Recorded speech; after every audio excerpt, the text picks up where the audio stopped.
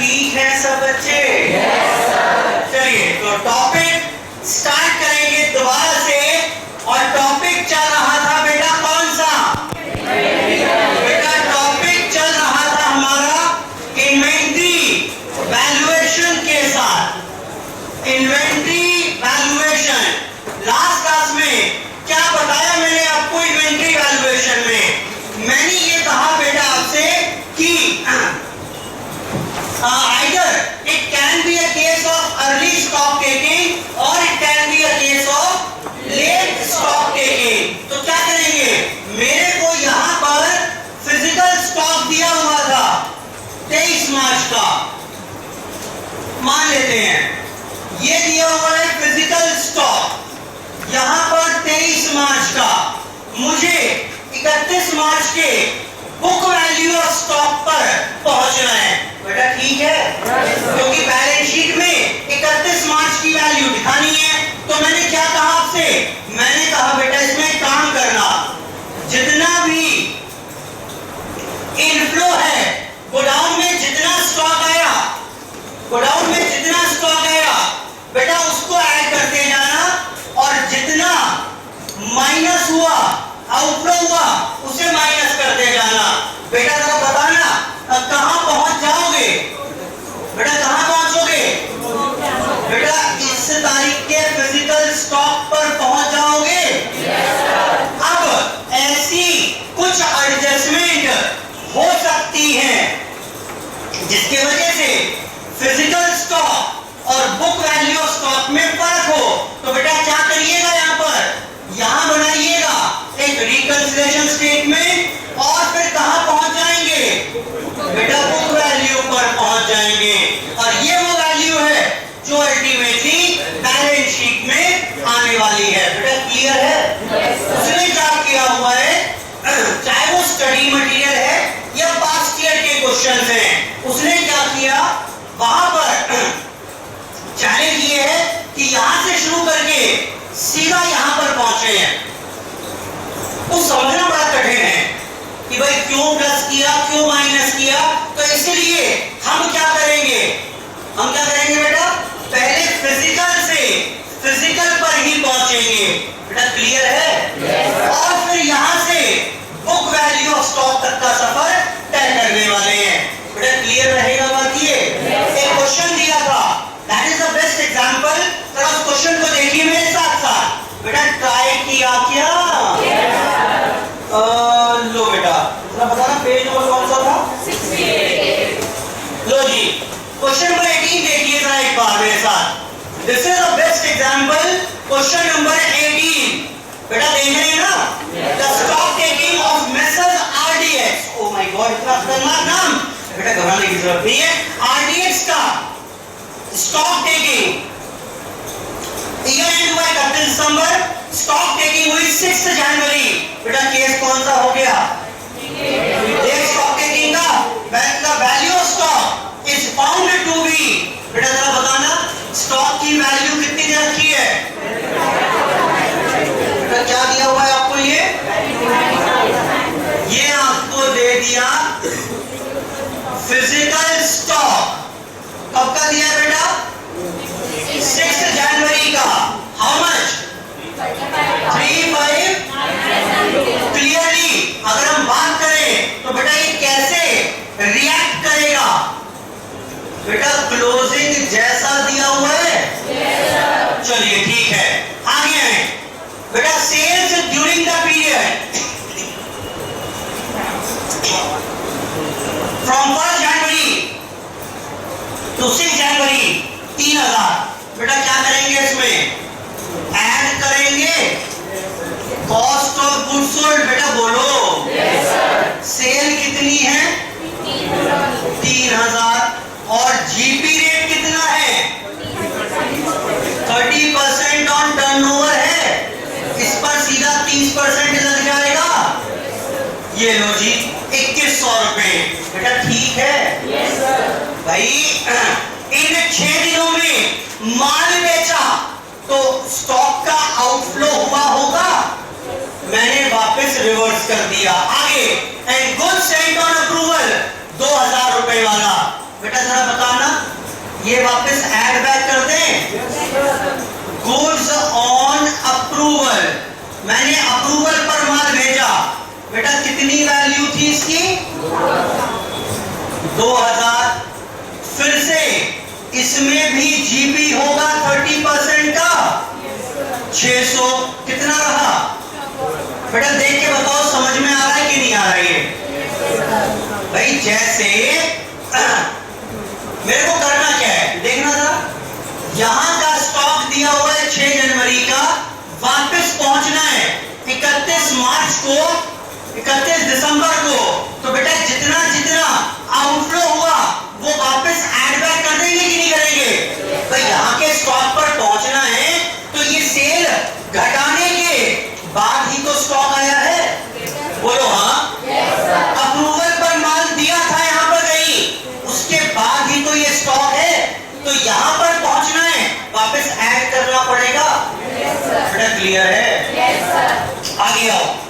Purchase during the year, लो बेटा purchase हुई कितनी बता रहा है? परचेज माइनस कर दीजिए परचेजेस, रिवर्स चल रहे हैं क्योंकि परचेजेस कितने की परचेज है बेटा? 6000 की, लेकिन इनमें से 2000 का रिसीव नहीं हुआ अभी तक, लेस कर दें नॉट रिसीव्ड 2000, 4000। मुझे ये बताओ 2000 माइनस क्यों किया है? बोलो बेटा क्यों किया है? देखो ना यहाँ पर, यहाँ के फिजिकल स्टॉक दे रखा है आपको, यहाँ के फिजिकल स्टॉक पर पहुंचना है। गोडाउन में कितना स्टॉक बढ़ा इस दौरान? बेटा 6 का खरीदा था, आया तो सिर्फ 4 का है, यानी ये जो स्टॉक है ये इस 4 को ऐड करने के बाद है। भाई गोडाउन में तो स्टॉक 4000 का ही आया ना? बोलो बेटा। तो अब अगर मुझे 31 दिसंबर को जानना है, यहाँ स्टॉक ये 1 लाख का था, सिंपल एक एग्जांपल बता रहा हूं, यहाँ पर स्टॉक 1 लाख का था, मैंने आपसे कहा यहाँ पर स्टॉक जो था वो 1 लाख का था, 1 लाख का फिजिकल स्टॉक है, और यहां पर इनफ्लो हुआ स्टॉक का इनफ्लो बेटा कितना? 6000 की परचेज बेशक है, लेकिन माल तो 4 का ही आया। मैं आपसे पूछूं बेटा बताना, यहां फिजिकल स्टॉक कितना होगा? बेटा बिल्कुल क्लियरली बता पाओगे? ये 4 जुड़ने के बाद है ना गोडाउन में, तो यहां गोडाउन में कितना पड़ा होगा? बोलो 96,000 बेटा होगा। तो भाई तो किया है, परचेज माइनस कर दी, ये देखो ना 1 लाख में से 4000 माइनस किए, वही यहां पर किया मैंने, 4000 माइनस कर दिए। बेटा बताना कितनी वैल्यू आ गई अब? बोलो बेटा। हाँ जी 35,470। बेटा ये बताओ ये क्या आया है? बेटा ये समझ में आ रही है बात कि नहीं आ रही? ये फिजिकल स्टॉक आ गया 31 दिसंबर का, लेकिन क्या मुझे फिजिकल स्टॉक चाहिए बैलेंस शीट के लिए? नहीं, मुझे बुक वैल्यू ऑफ स्टॉक चाहिए। Now will again prepare a reconciliation statement. Clear है? सबसे बड़ा चैलेंज यही आएगा आपको जब स्टडी मटेरियल क्वेश्चंस करोगे, उसने सब कुछ मिक्स किया हुआ है, वो समझ में ही नहीं आएगा आपको, और मैं समझा नहीं पाऊंगा, आपको ऐसे ही काम करना है।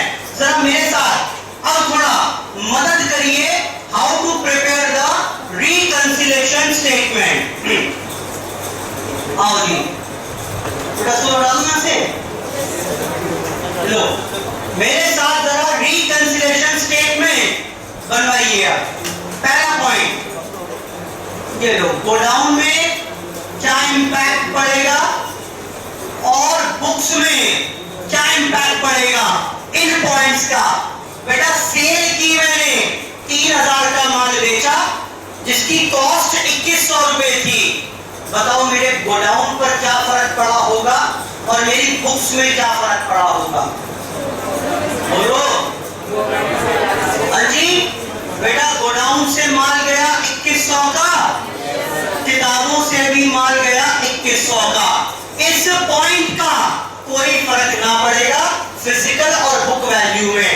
बेटा बोलो। अगर यही एक पॉइंट क्वेश्चन में होता तो बस यही physical stock book value of stock बन जाता। अगला पॉइंट पढ़िए क्या है।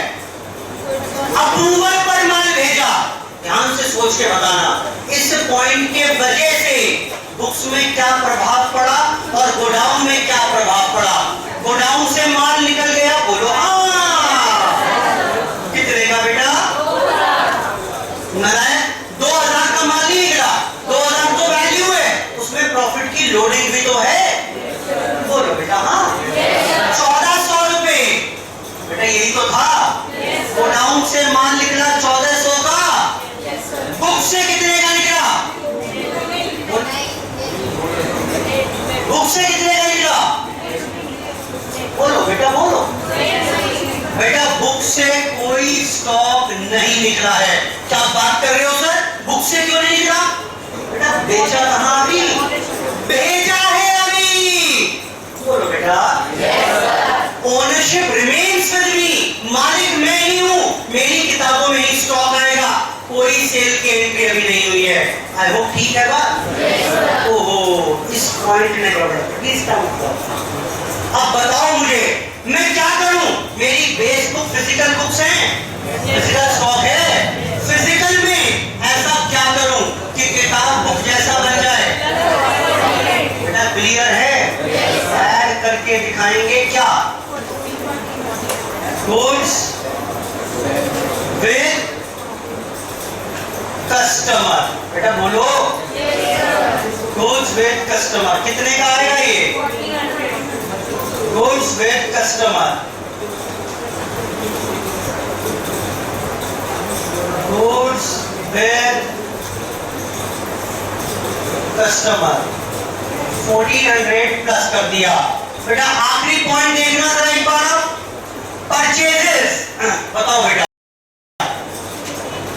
बेटा बता रहे हैं क्या? बताओ जी।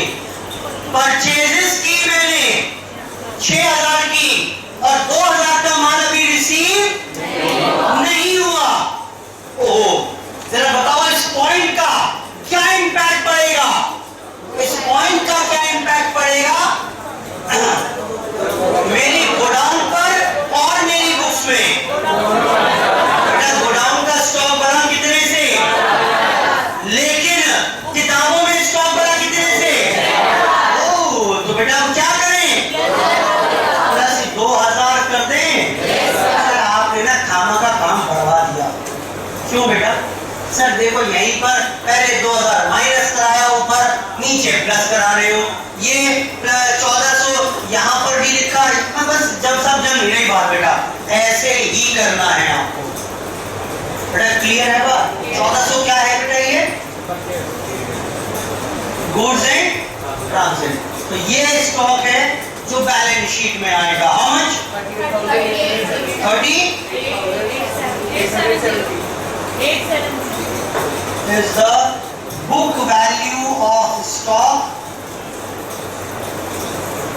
for balance sheet purpose as on 31 दिसंबर। जिसका रह गया था अब वो ठीक कर लीजिए इसे। करिए बेटा। ये मैंने करने के लिए दिया था वैसे आपको, लेकिन इसका जो पॉइंट रह गया उसको ठीक कर लीजिए।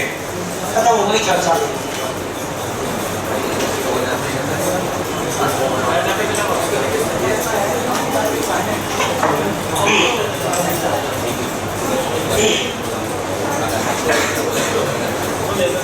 लो बेटा,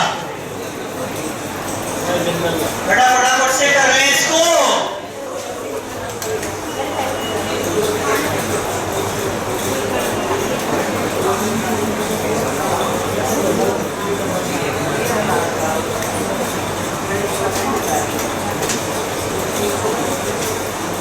क्या देखना है?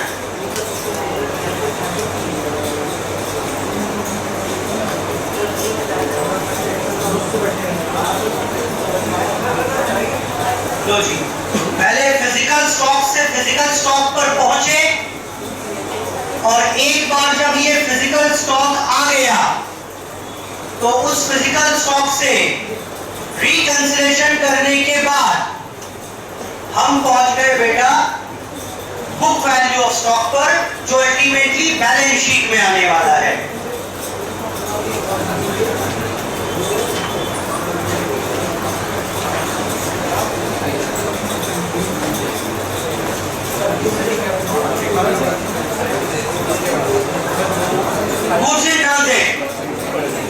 गुड्स इन ट्रांजिट 6,000 का माल खरीदा लेकिन मिला सिर्फ 4,000 का है, तो 2,000 का गुड्स इन ट्रांजिट पड़ा हुआ है। बेटा क्लियर है? जानते हैं इसको बैलेंस शीट में कल को दिखाएंगे अगर, तो किस प्रकार से दिखाएंगे? नोट करो पहले बेटा, डालो उसको ऐसे। अब बोलो बेटा, ये देखो, कल को अगर इसे बैलेंस शीट में दिखाइएगा, कल को इसे अगर बैलेंस शीट में दिखाएंगे for the purpose of presentation, तो कुछ इस तरीके से जाएगा। ऐसी बता दो एडिशनल चीज, ऐसे आएगा कुछ। स्टॉक मैं बताऊंगा कि इन हैंड कितना है। बेटा गोडाउन में कितना पड़ा है जरा बताना। 35,470। फिर मैं बताऊंगा कि मेरा कुछ माल ऐसा है जो कस्टमर के पास पड़ा हुआ है। बेटा कितना है वो? 1400। और फिर मैं बताऊंगा कि कुछ माल ऐसा है जो ट्रांजिट में पड़ा हुआ है। कितना बेटा? तो कुल मिलाकर ये रहती है बैलेंस शीट की प्रेजेंटेशन। और ये आ जाएगा यहां पर 38,870। बराबर से यहां पर प्रेजेंटेशन के लिए बैलेंस शीट में इस तरीके से दिखाएंगे इसको। बैलेंस शीट में इस प्रकार से दिखाएंगे।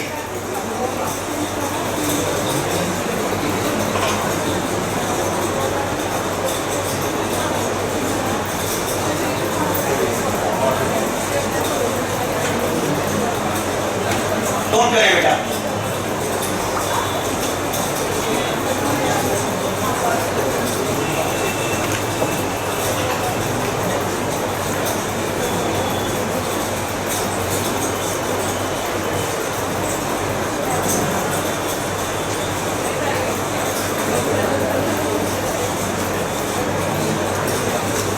बेटा नोट कर लिया?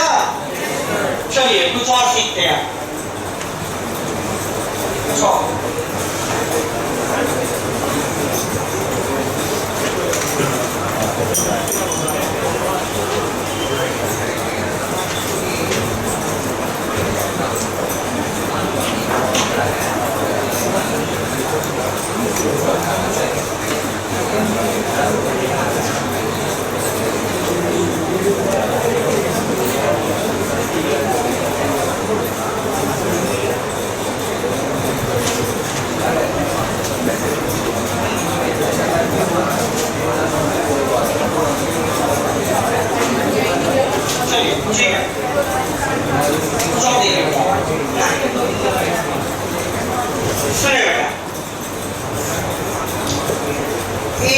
दोबारा कह रहा है यहाँ पर रॉ मटेरियल का वैल्यूएशन करना है आपको। वापस केस पे आ रहे हैं, तो उस केस में बड़ी सारी हमारे पास कॉस्ट टेक्निक्स हैं। ये क्या होता है जरा देखिए मेरे साथ।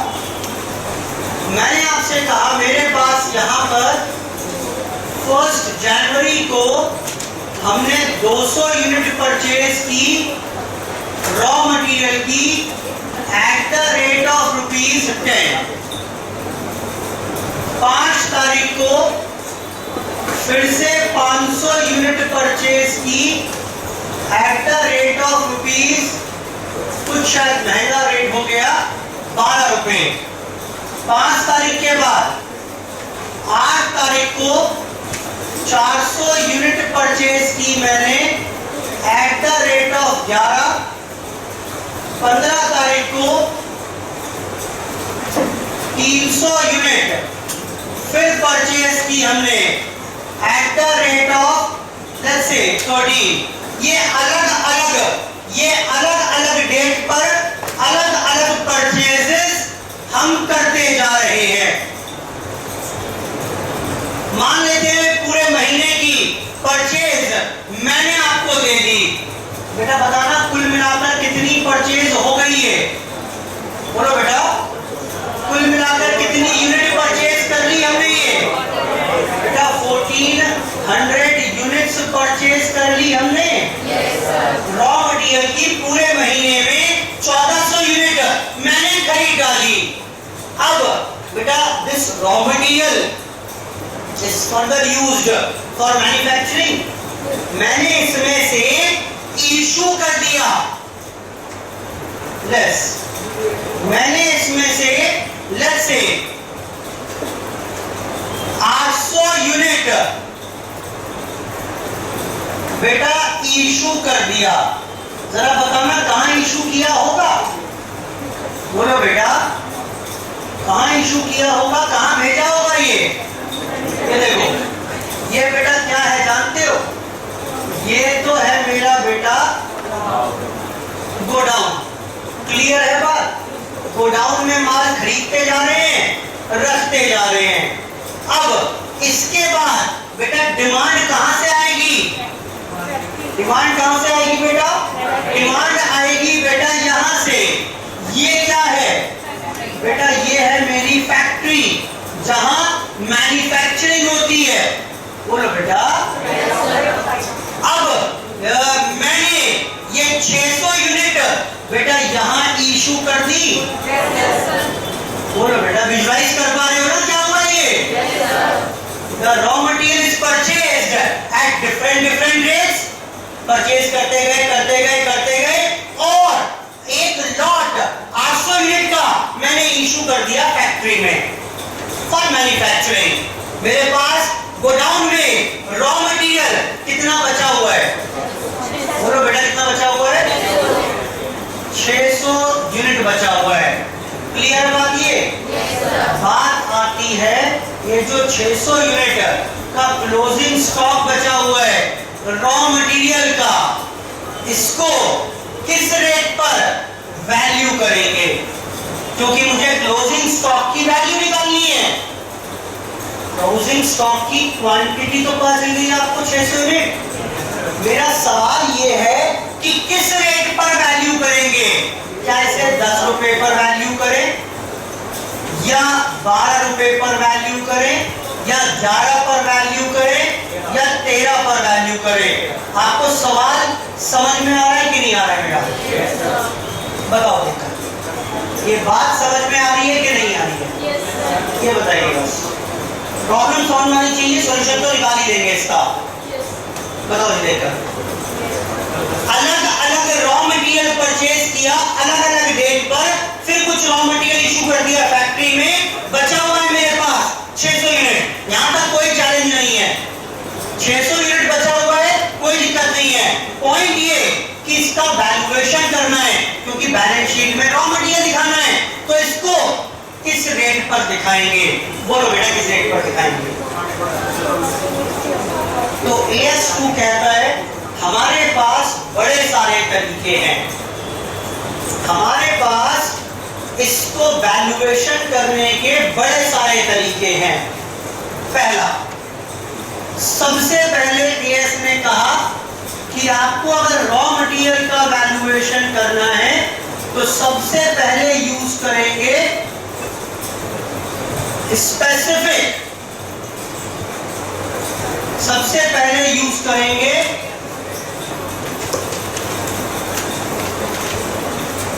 Specific identification method. ये क्या होता है? तो देखो, अगर आप स्पेसिफिकली आइडेंटिफाई कर सकते हो तो सबसे पहले तो आप वही यूज करो।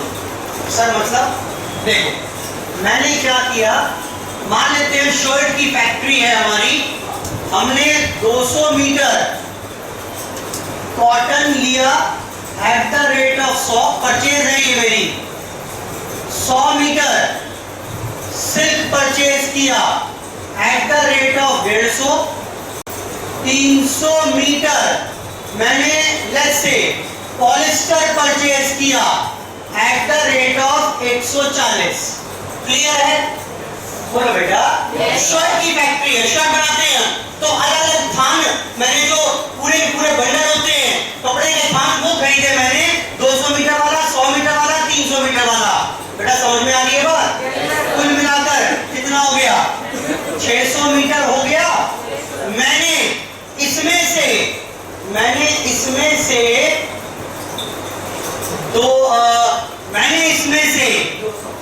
350 मीटर इशू कर दिया। बचा कितना है? 250 मीटर का क्लोजिंग स्टॉक बचा हुआ है। चैलेंज ये है कि ये 250 मीटर किस रेट पर वैल्यू करिएगा? बोलो बेटा, ये 250 मीटर किस रेट पर वैल्यू करेंगे?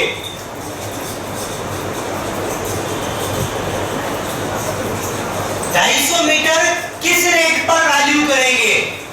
जी बेटा, 250 मीटर किस रेट पर वैल्यू करेंगे? तो एएस ने कहा सबसे पहले आप स्पेसिफिक आइडेंटिफिकेशन मेथड लगाने का प्रयास करें। मैंने कहा जी क्या होता है ये? बोला देखो, आपने जब ये 350 मीटर कपड़ा इशू किया फैक्ट्री में, तो ये पक्का पता होगा ना कि कौन से वाले थान से कितना इशू किया? बोलो बेटा। तीनों की अलग अलग पहचान है, क्या ये इंटरचेंजेबल है? भैया फैक्ट्री से डिमांड आएगी, सिल्क की शर्ट बननी है तो कपड़ा यहीं से भेजा होगा आपने। बोलो बेटा। पक्का आपको पता होगा कि ये जो 350 आपने इशू किया, ये 100 मीटर तो इसमें कॉटन दिया था, 50 मीटर सिल्क दिया था और 100 मीटर आपने पॉलिस्टर दिया था। बेटा ये बताओ, ये आराम से निकाल पाओगे कि नहीं निकाल पाओगे? पता ही होगा। वहां से रिक्वेस्ट आई होगी फैक्ट्री से कि आज शर्ट बना रहे पॉलिस्टर की, कपड़ा भेज दो polyester.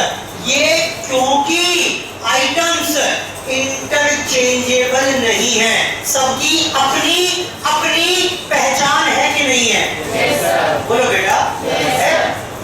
These are not interchangeable। ऐसा नहीं है कि कपड़ा भेजो और जो चाहे मर्जी भेज दिया, सबकी अपनी अपना अस्तित्व है, सबकी अपनी अपनी पहचान है। तो मुझे ये बताइए, क्या अब आप आइडेंटिफाई कर सकते हैं कि ये 250 मीटर कौन सा बचा होगा? बोलो बेटा। अब तो निकल जाएगा ना? जाएगा बेटा 200 ठीक है। बताइए बेटा, मेरे पास क्लोजिंग स्टॉक में कॉटन कितना बचा है? 100 मीटर। मुझे बताइए सिल्क कितना बचा हुआ है? 50 मीटर। और बेटा ये पॉलिस्टर कितना बचा हुआ है? 100 मीटर। आई होप ठीक है बात। और अगर ये ठीक है तो क्या वैल्यूएशन निकालने में कोई चैलेंज है? ये तो वैल्यू करेंगे किस रेट पर? सही है ये भी, एट द रेट ऑफ ₹100। ये वैल्यू करेंगे एट द रेट ऑफ, और ये वैल्यू करेंगे एट द रेट ऑफ। बेटा क्लोजिंग स्टॉक की वैल्यू आ गई? बोलो बेटा। क्लोजिंग स्टॉक की वैल्यू आ गई हमारे पास, कोई दिक्कत नहीं है। एएस कहता है मेरी पहली चॉइस रहेगी स्पेसिफिक आइडेंटिफिकेशन मेथड। तब नहीं लगा पाएंगे।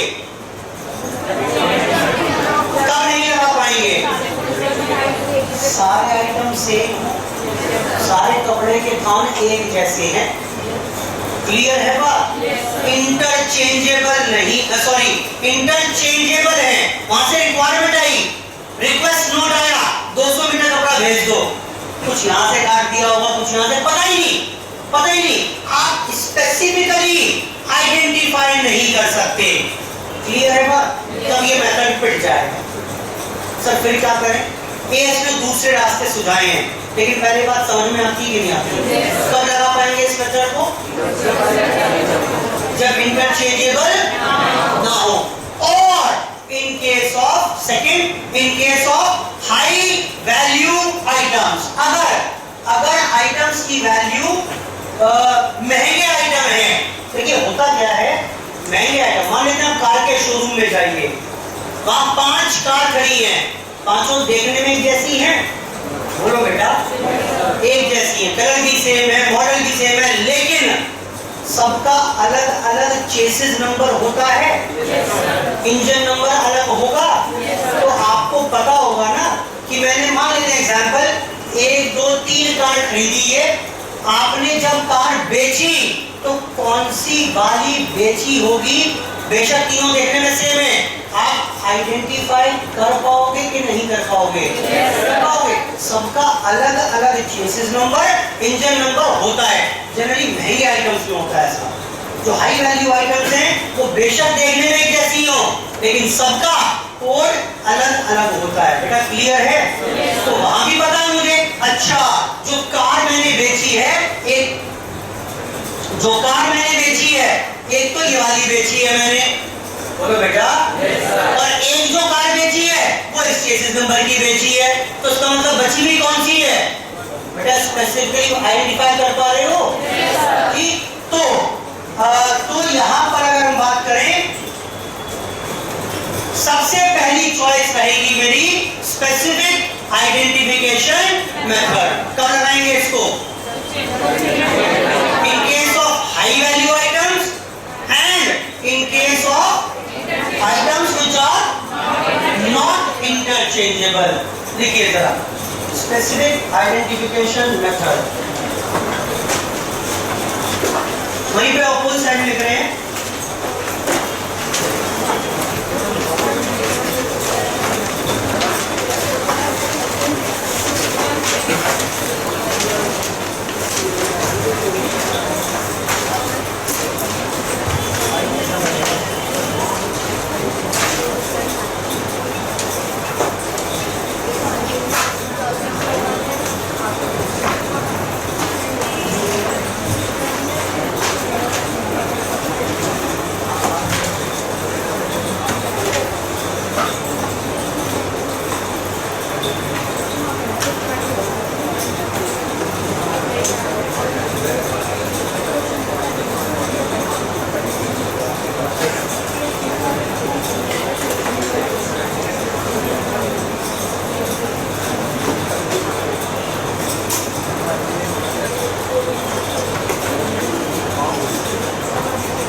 This method can be applied in case of high value items or where items are not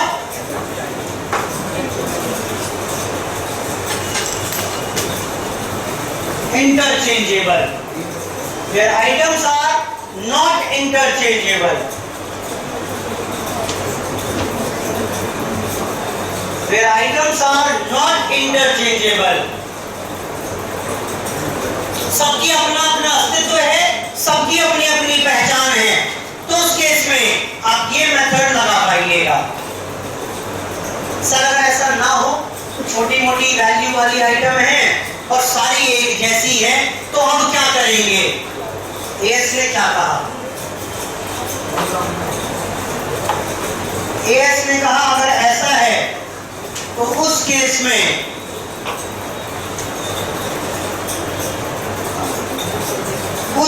में लगाएंगे आप, यूज करेंगे other methods. Other methods, sir ये अदर मेथड्स क्या होते हैं? ये नहीं समझाया कि आपके पास पहली चॉइस तो स्पेसिफिक आइडेंटिफिकेशन मेथड ही है, सबसे पहले तो वही लगाएंगे। हाँ, अगर ना लगा पाए तो उस केस में आप अदर मेथड यूज कर लें। मैंने कहा जी अदर कौन सा? बोला अदर होगा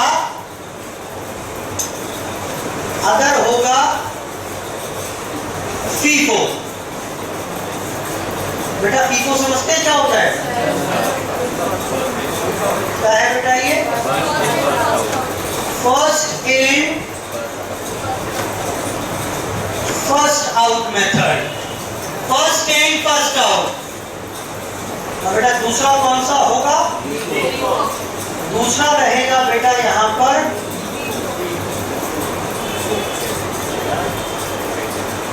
वेटेड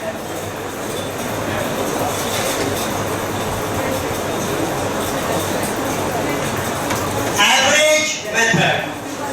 दूसरा रहेगा बेटा वेटेड एवरेज मेथड। सुनिए क्या है फीको मेथड। अगर आप स्पेसिफिक आइडेंटिफिकेशन मेथड लगा सकते हैं फिर तो सबसे बढ़िया, फिर तो सबसे अच्छा है, इससे बढ़िया तो कुछ है ही नहीं।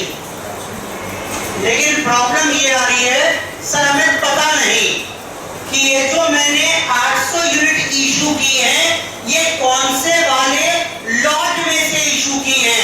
सारे ही एक जैसे हैं, सबका आइटम्स एक जैसे हैं, इंटरचेंजेबल हैं। जब भी डिमांड आती है फैक्ट्री से, कभी मैं यहां से भेज देता हूं, कभी यहां से, कभी यहां से, सारे एक जैसे ही हैं, देखने में इंटरचेंजेबल हैं। तो एएस ने कहा ऐसे में सबसे प्रूडेंट मेथड है, होशियारी समझदारी है, you have to follow FIFO method. मैंने कहा ये फीको मेथड क्या होता है? फीको मेथड का मतलब है फर्स्ट इन फर्स्ट आउट। आप क्या मानेंगे? जो पहले आया आपने वो पहले इशू किया फैक्ट्री में। बेटा कॉमन टेंडेंसी भी यही है। आप देखो ना दुकानदार के पास जाओ अगर कुछ माल खरीदने तो वो कौन सा देगा? आप ब्रेड लेने गए एग्जाम्पल कि जी ब्रेड चाहिए मुझे, ठीक, वो कौन सी ब्रेड देगा आपको? जो परसों वाली होगी, जो कल रात आई है वो नीचे दबा देगा। समझ में आती है बात कि नहीं आती है? ठीक है, फीको ही तो है कि जो उसने पहले रिसीव किया था प्रयास कर रहा है वो पहले भेज दे। लॉजिक क्या है इसका? खराब हो जाएगा। बोलो बेटा क्लियर है बात? तो कॉमन टेंडेंसी भी, ह्यूमन टेंडेंसी भी फीको की होती है कि भाई पुराना माल पहले बिक जाए और फिर जो बाद में आया है वो बाद में चला जाए। क्लियर है बात? तो एक बात बताओ, अगर फीको मेथड लगाएंगे, अगर फीको मेथड लगाए यहां पर, तो मुझे ये बताइए आपने ये जो 800 यूनिट इशू की है, ये जो आपने 800 यूनिट इशू की है, ये जो आपने 800 यूनिट इशू की है, ये कहां से की होंगी? बताओ बेटा। हाँ जी, कॉस्ट ऑफ इशू। बताओ बेटा यूजिंग फीको मेथड आपने ये 800 यूनिट कहां से इशू की होंगी? फीको मेथड क्या कहता है? आपने इशू कहां से की होगी? From the earliest stock. पता नहीं 800 कहां से इशू हुआ होगा? पूरा 200 ये हो गया होगा और डिमांड आई, 500 आपने ये दिया होगा और डिमांड आई, 100 आपने यहां से दिया होगा। यही तो है फीको मेथड। यानी under FIFO method goods are issued from the earliest lot। बोलो बेटा बच कितना गया? 600। ये बताओ ये 600 कहां से बच रहा होगा? From the latest lot. पूरा 300 ये बच रहा होगा और बेटा बताओ अभी 600 बचा हुआ है ना, 300 पूरा ये बच रहा होगा और 300 पूरा ये बच रहा होगा। बोलो बेटा 300 यहां से बचा होगा। यानी under FIFO method, under FIFO method अगर हम बात करें यहां पर तो कॉस्ट ऑफ इशू, बेटा इशू कहां से किया होगा जरा बताना ना, कि वर्ड परेशान करेगा बाद में। From the earliest lot. से ही तो इशू किया होगा। जरा कॉस्ट निकाल के बताओ, कॉस्ट ऑफ इशू कितनी? 200 यूनिट आपने इशू किया 10 रुपए वाला, 500 यूनिट इशू किया 12 रुपए वाला, 5 6 7 100 यूनिट इशू किया 11 रुपए वाला। कितनी आ गई कॉस्ट की? 2000, 8000, 9000। आई होप समझ में आ रही है बात ये। अच्छा, दूसरा देखना बेटा, इसमें मैं पूछ रहा हूं, अब जरा मुझे क्लोजिंग स्टॉक की वैल्यू बताएं using FIFO method. Using FIFO method बेटा बताना जरा, क्लोजिंग स्टॉक किस रूल पर वैल्यू होगा? फ्रॉम द, बेटा यही तो होगा, क्लोजिंग स्टॉक बचा होगा लेटेस्ट वाले लॉट में से। कितना बचा हुआ है क्लोजिंग? 600 यूनिट बचा हुआ है, 600 यूनिट बचा हुआ है। बताओ बेटा 600 यूनिट कहां से बच रहा होगा? पूरा 300 आखिरी वाला लॉट बचा हुआ है 13 रुपए, और 300 इससे पहले वाला लॉट होगा 11 रुपए। How much? 49, 33, कितना? 7200। बेटा क्लोजिंग स्टॉक की वैल्यू आ गई। बेटा क्लियर है बात? कितने का माल इशू किया? 9100 का। क्लोजिंग स्टॉक 7200 मान लेते हैं। इसी में पूछ रहा है कि प्रॉफिट भी निकाल के बताइए। इसी में पूछ रहा है कि प्रॉफिट भी निकाल के बताइए। देखना बेटा प्रॉफिट कैसे निकालेंगे। प्रॉफिट का फॉर्मूला क्या होता है? Sale minus GP. शाबाश। Sale minus cost. बोलो बेटा। अब मैं बता रहा हूं आपको एडिशनल इंफॉर्मेशन एक और, वो ये कि goods are sold at let's say 20 rupees per unit. कितना बेचा था आपने? 800 यूनिट बेची थी आपने। मान लेते हैं इसकी सेलिंग प्राइस 20 रुपीज थी। कॉस्ट कितनी डाली आपने अभी? 9100 रुपए। बोलो बेटा। प्रॉफिट बताओ कितना? 16,000, 6,000। ये बात समझ में आ रही है कि नहीं आ रही? खत्म हो गई मेरी पहली बात, यूजिंग फीफो मेथड। मैंने कहा आपसे सबसे पहले स्पेसिफिक आइडेंटिफिकेशन मेथड लगाएं।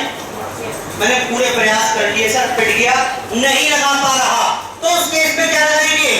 FIFO method. फीफो मेथड कहता है फर्स्ट इन फर्स्ट आउट। कैसे काम करेंगे? कुछ ऐसे काम होगा। ऑपोजिट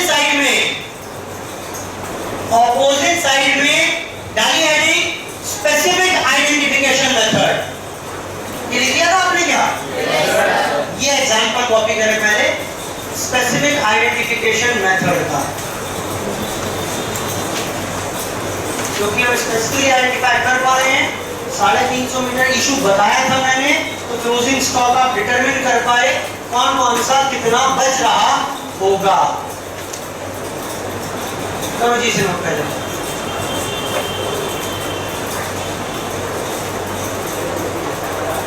करो। आज की चर्चा मेरी नहीं है, क्वेश्चन को होमवर्क में करने के लिए फिर नोट करिए, इसी को कंटिन्यू करेंगे जी बेटा।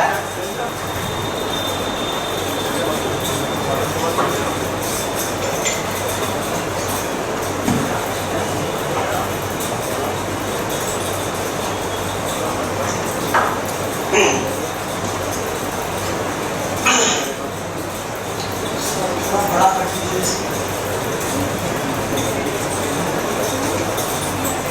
ठीक है बेटा, हेडिंग डाल लीजिएगा इसके ऊपर, example relating to specific identification method.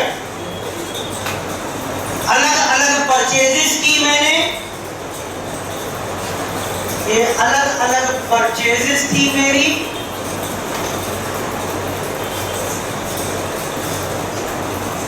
मैंने बताया कि इशू किया है मैंने 350 मीटर कुछ इस तरीके से, दिस वॉज गिवन।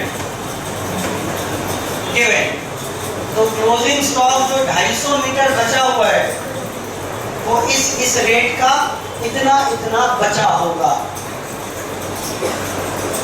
हम निकाल पाए यूजिंग स्पेसिफिक आइडेंटिफिकेशन मेथड। करिए, इसको लिखेंगे इसके बाद, पहले इसको नोट कर लिया।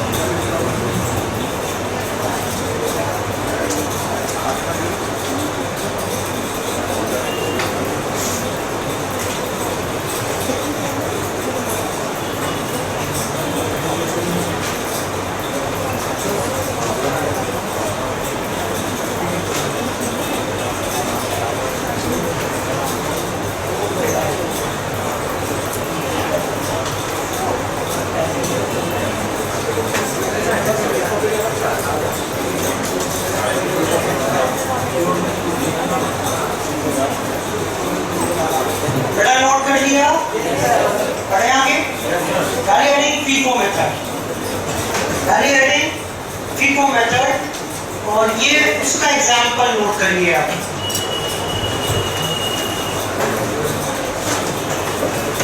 कैसे नोट करेंगे इसको? मैं चीज हटा रहा हूं इससे आप कॉन्सेंट्रेट कर पाए।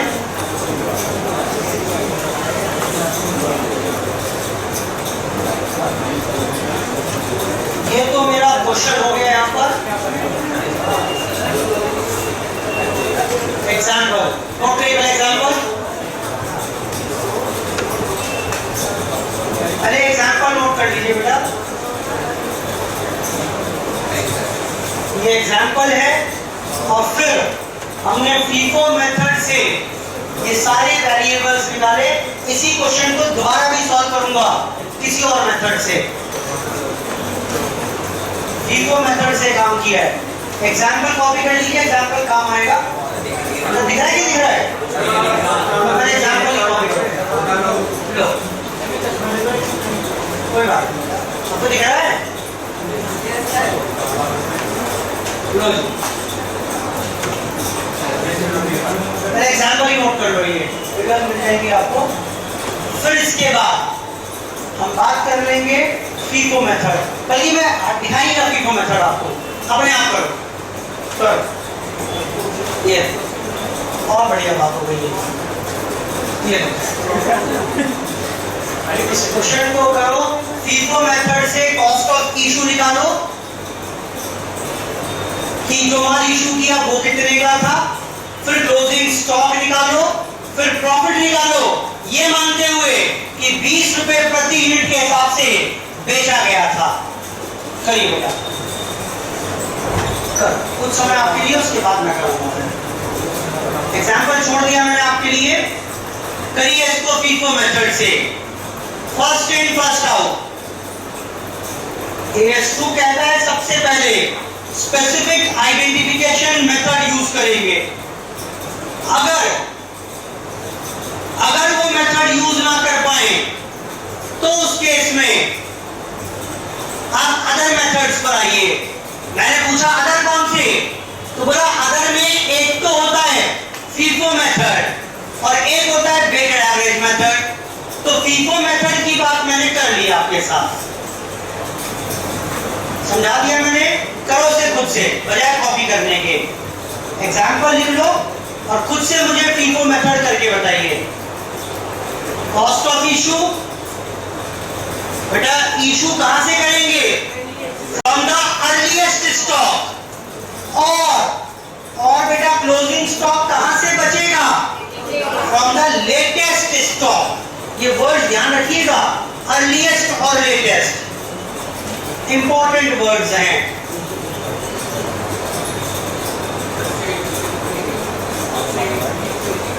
सेल का 20 रुपए प्रति यूनिट अज्यूम किया मैंने कि हमने माल सारा बेचा है 20 रुपए प्रति यूनिट के हिसाब से। Assuming sale price to be 20 rupees per unit, तो प्रॉफिट भी निकाल के बताना है। बेटा एग्जांपल सबने कॉपी कर लिया? तो चेक करो, आपने फीको मेथड कर लिया होगा।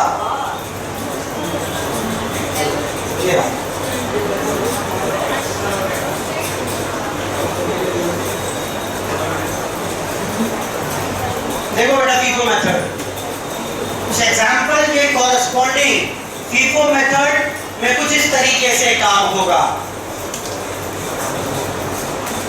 मैच कर लो।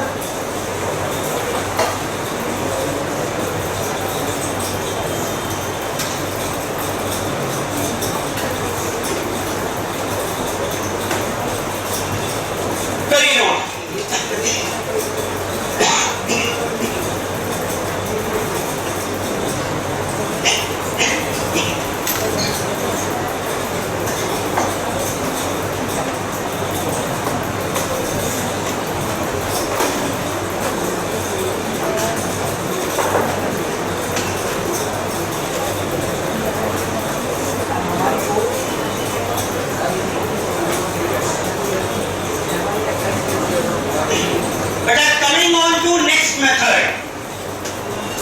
शुरू कर ले क्या?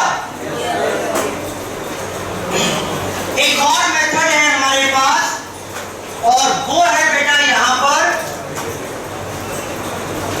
कौन सा बताया मैंने आपको?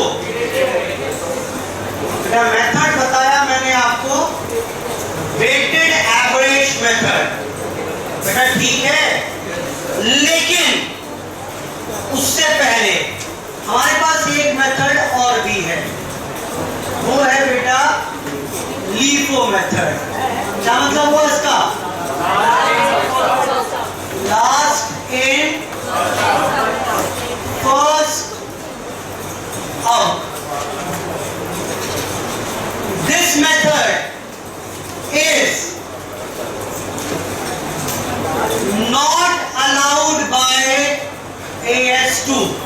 AS2 में कहीं इसका कोई जिक्र नहीं है। AS बोलता है नहीं, ये लीफो मेथड फर्जी है, ये आप यूज ना करोगे। AS2 ने स्ट्रिक्टली मना किया हुआ है, वो अलग बात है, आना चाहिए हमारे को। लास्ट इन फर्स्ट आउट, क्या समझ में क्या रहा है आपको? इस बार ये जो 800 यूनिट इशू किया होगा, ये कहां से किया होगा? लेटेस्ट वाले से किया होगा। यानी कहां से? 300 यहां से कर दिया होगा, तो बेटा 400 यहां से किया होगा, और बेटा 100 यहां से किया होगा। बोलो बेटा। अब ये जो क्लोजिंग स्टॉक है, ये कहां से बचना होगा? अर्लीस्ट स्टॉक, यानी 200 यहां से और 400 यहां से। आई होप ठीक है बात ये सर। लेकिन ये लीफो मेथड लगाएंगे मतलब आखिरी वाला स्टॉक हम पहले दे दे, पुराने वाला संभाल के रखे, कब ये होगा ना ऐसा? तो बेटा कुछ होती हैं आइटम्स ऐसी, जैसे एग्जाम्पल के तौर पर बात करें तो चावल, राइस, सुना इसके बारे में? जितना पुराना होता है चावल, जितना पुराना होगा उसकी वैल्यू, उसकी क्वालिटी उतनी ही ज्यादा इंप्रूव हो जाएगी। तो एक बात बताओ, अगर ये मेरे पास चावल के बोरे पड़े हुए हैं, एग्जाम्पल मेरे पास कोई आज चावल खरीदने आएगा, तो कौन से वाले दूंगा? शुरू वाला या लेटेस्ट वाला? तो पुराना पड़ा रहने दो, कोई बात नहीं। जितना पुराना होता जाएगा उतना उसकी क्वालिटी बढ़िया होती जाएगी, कल को उतना ही ज्यादा दाम देकर जाएगा मुझे। या और एग्जाम्पल की बात करें, वाइन, बेटा वाइन में क्या होता है, शराब जितनी पुरानी होती जाएगी उतनी ही ज्यादा उसकी क्वालिटी बढ़िया हो जाती है, उतनी ही ज्यादा मदहोश करने वाली होती है, उतना ही ज्यादा उसमें नशा होता है। क्लियर है? सुनी सुनाई बात बता रहा हूँ, एक्सपीरियंस नहीं है कोई मेरा। तो ऐसे में जितनी मैन्युफैक्चरिंग डेट पुरानी होगी आप उसे रिटेन करोगे, और जो लेटेस्ट मैन्युफैक्चरिंग डेट होगी वो इशू कर दोगे। बेटा ऐसे ही करोगे ना? करो बेटा। तो yes, this is made applicable, लेकिन एएस ने कहा ये जायज नहीं है, ये तो मैनिपुलेशन हो गई, ये तो आप ग्राहकों का ना चीटिंग कर रहे हो। ठीक, तो इसलिए एएस ने कहा कभी भी वैल्यूएशन लीफो के हिसाब से नहीं करोगे।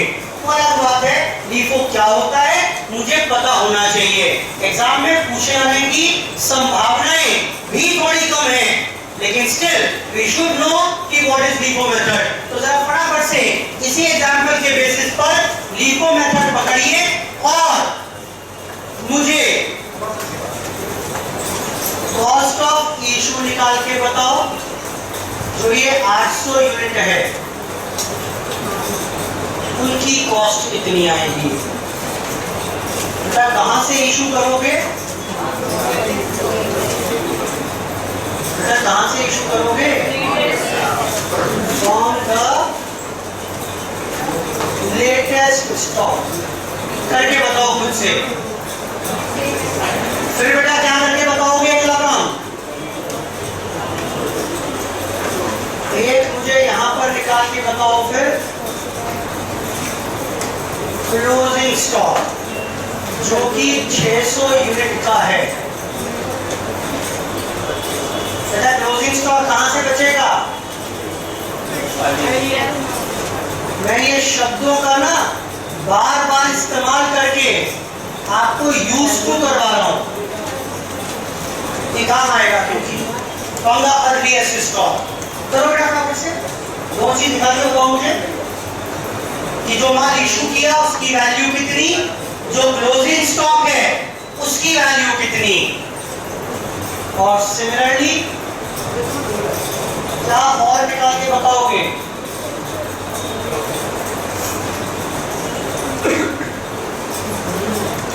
प्रॉफिट और निकाल के बताएं।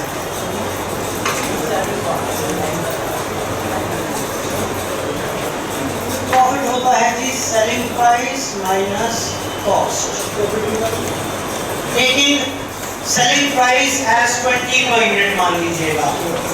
कर ये तीनों काम जरा करके दीजिए मुझे। एग्जाम्पल लिखा हुआ है आपके पास, एग्जाम्पल लिखा हुआ है, उस एग्जाम्पल के बेसिस पर ये सारा काम करके दीजिए। एग्जाम्पल के बेसिस पर ये सारा काम करके दीजिए।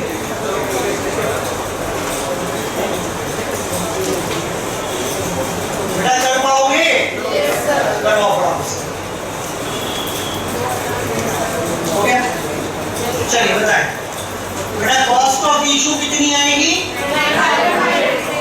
हाँ जी, कॉस्ट ऑफ इशू रहेगी। क्या क्या इशू किया हमने? 800 यूनिट लीफो है, लास्ट से किया होगा 300 यूनिट तो की है आपने 13 रुपए वाली, 400 यूनिट इशू की है 11 रुपए वाली, और 100 यूनिट इशू की है 12 रुपए वाली।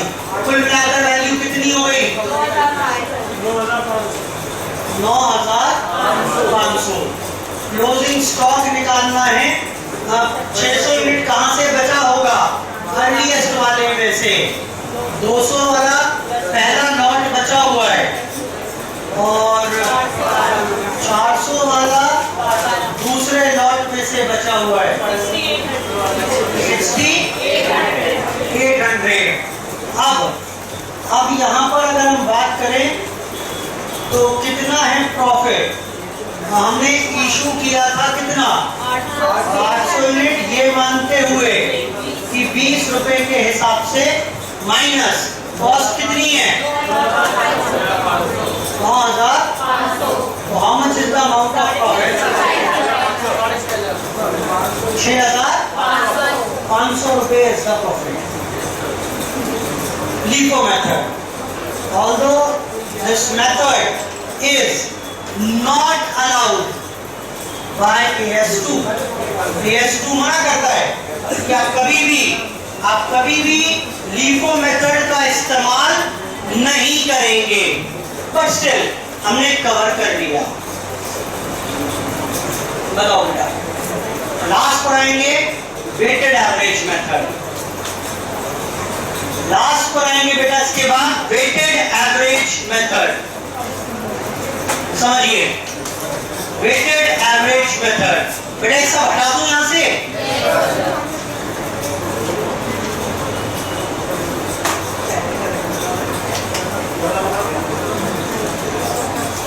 सुनो,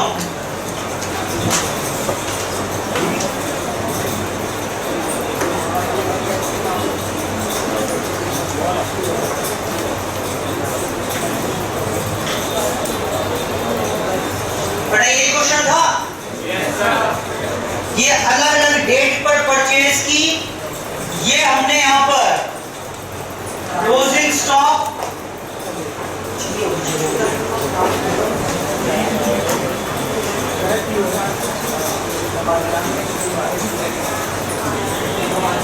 बेटा इसको हटा दूं यहां से,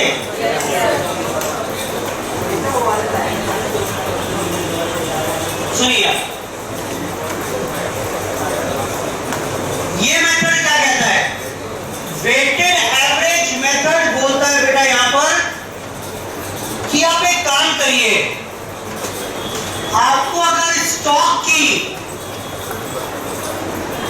वैल्यू निकाल के बतानी है, अच्छा इससे पहले भी एक बात समझिए, LIFO मेथड किया हमने, FIFO is allowed by AS2। एक और मेथड आता है, वो है बेटा सिंपल एवरेज मेथड। पहले वो देखो, AS ने इसका भी कहीं जिक्र नहीं किया, सबसे बकवास मेथड है ये, कभी भी फॉलो नहीं करेंगे, एग्जाम में कभी नहीं पूछेगा, ठीक। लेकिन समझो क्या है ये मेथड, क्या कहता है, आपको क्लोजिंग स्टॉक का वैल्यूएशन करना है और कॉस्ट ऑफ इशू निकालना है। आप एक काम करो, चैलेंज यही तो है कि कौन सा रेट लें, बोलो बेटा, भाई इसको वैल्यू 10 पर करें, 12 पर करें, 11 पर करें, 13 पर करें। तो ये मेथड कहता है एक काम करो, आप ना एक सिंपल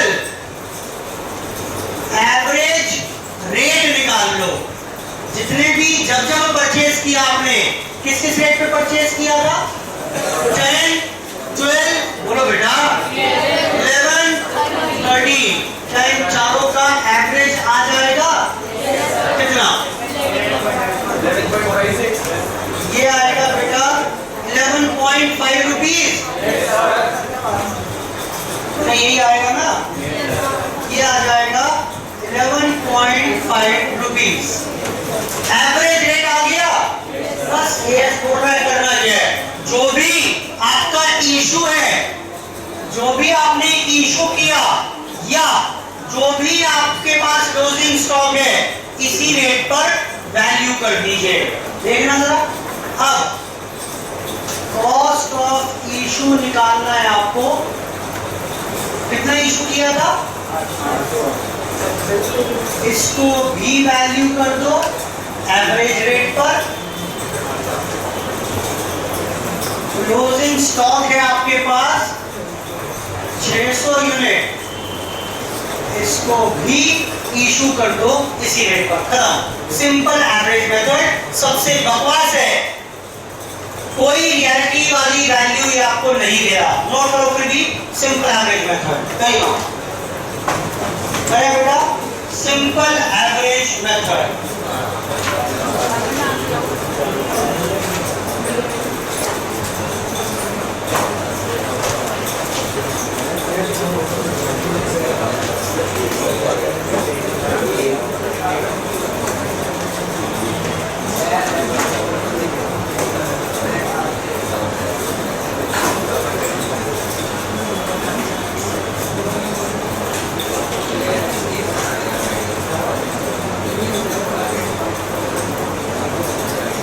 सिंपल एवरेज मेथड।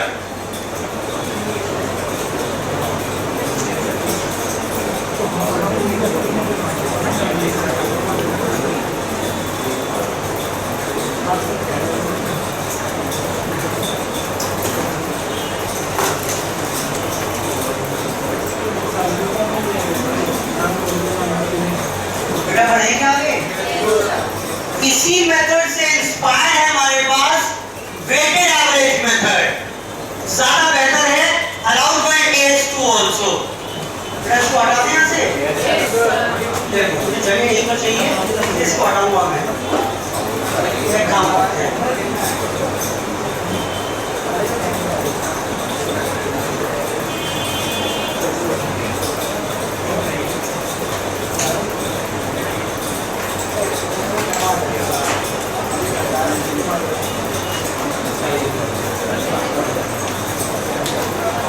ये था बेटा सिंपल एवरेज मेथड। देखिए ज्यादा बेहतर पॉलिश और ज्यादा एप्रोप्रिएट मेथड रहेगा and that is weighted average method. देखिए क्या कह रहा है, वेटेड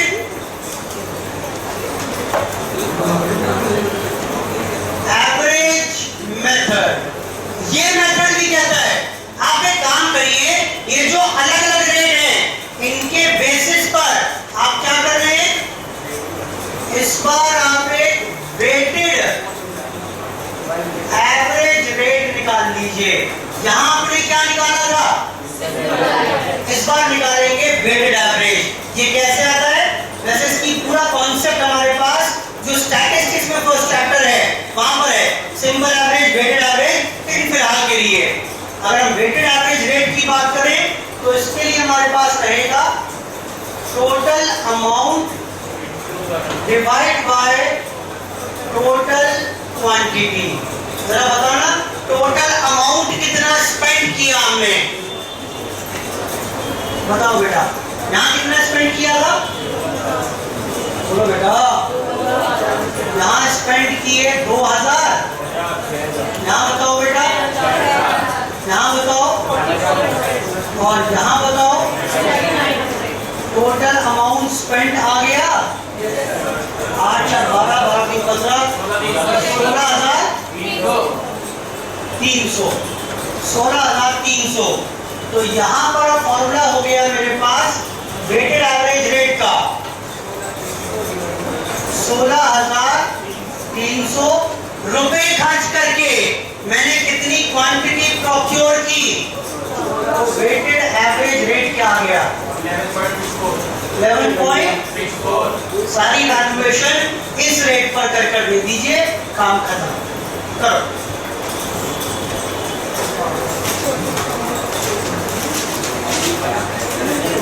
पहला cost of issue 800 unit at the rate of 11.64. Closing stock 600 unit at the rate of 11.64. Weighted average method. Weighted average method.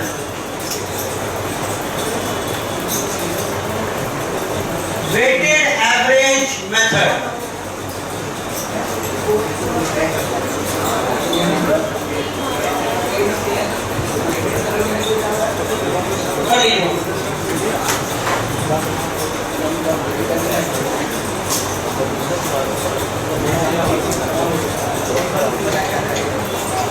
Concept खत्म हो गया हमारा।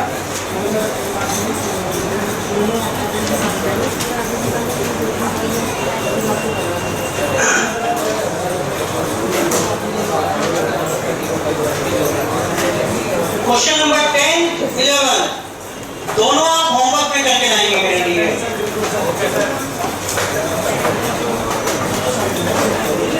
10 और 11 दोनों क्वेश्चन सेम पैटर्न पर करके लाइएगा।